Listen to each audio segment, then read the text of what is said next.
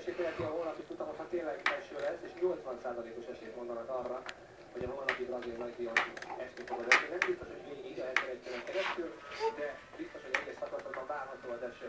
Na nézzük meg Sebastian Vettel ezt a brutális esőt, ami megnyerte az időmérőzést.